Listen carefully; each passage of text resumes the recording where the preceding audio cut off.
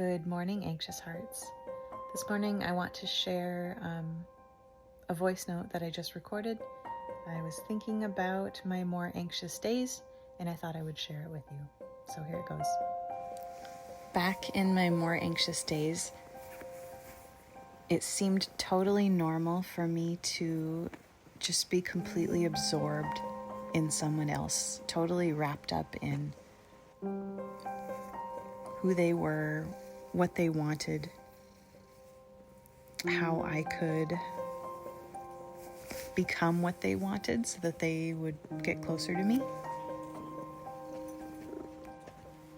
I started to notice that most of my stories and problems and concerns were all about him. I wasn't even a character in my own life story. What he wanted and what he didn't want, ways that I might try to get him to come closer, reasons that he had for not wanting to come close to me, these all took up a lot more room in my mind than anything concerning what I actually wanted or was doing wrong or how I got into that situation in the first place.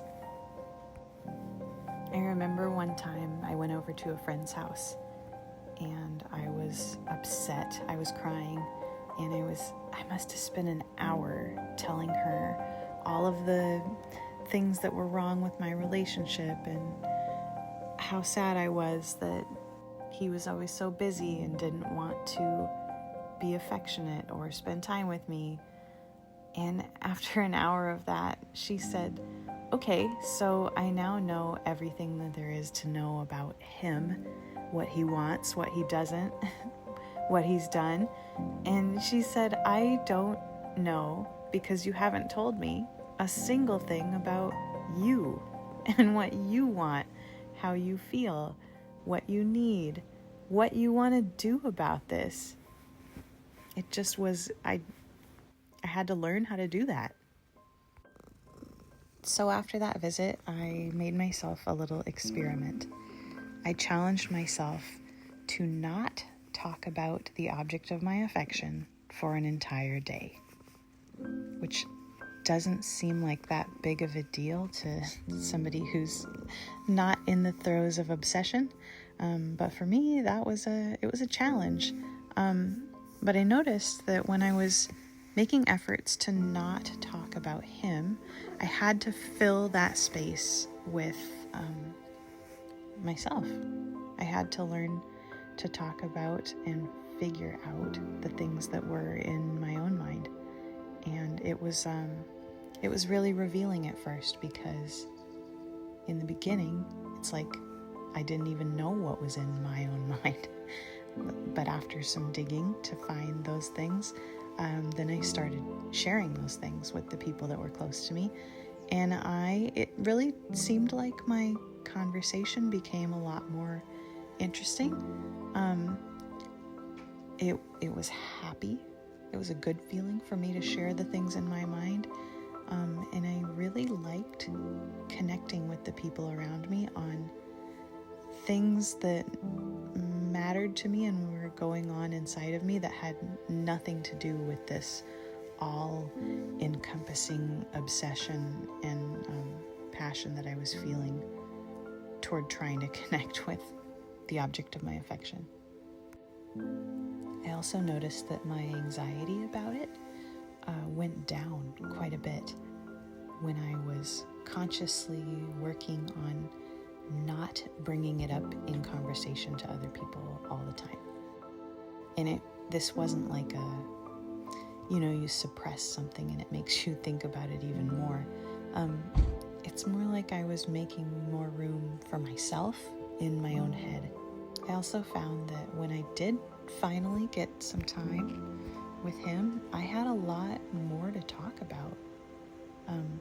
When you spend your entire day obsessing over somebody and then you get in front of them to talk, it's like you can't tell them how you've been thinking about them all day long. That's a pretty short conversation. But when I spent my day pursuing the things that interested me and that I enjoyed, I would come to date night with conversation that I actually enjoyed being part of too.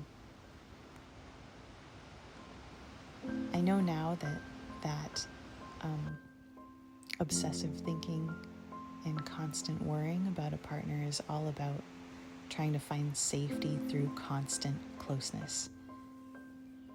That's where I used to feel safe. Nowadays, I know that you can find a lot more safety by building it in yourself, in your connections with friends and family. It doesn't mean don't find safety in a relationship, but that can't be your only place. And if you find yourself just thinking about them nonstop, constantly throughout the day, it might be that that's the only place that you feel safe. So, I really had to bump up my safety in other things. I found safety in making time for the things that I loved. I found safety in making time for the people that I loved, my friends and family. I found safety in journaling, just being able to talk to myself, to my own brain, who was, my journal's kind of the friend that's always there to listen. There's safety in that also. When you find some safety in all those other places, it makes it a lot easier for your partner or significant other to offer you some safety, because they're not a lifeline or a life raft. They don't have to be there for you 24/7, which is a much healthier, much more sustainable type of relationship. I hope this was helpful. If it was, let me know in the comments below. Maybe I'll record a few more.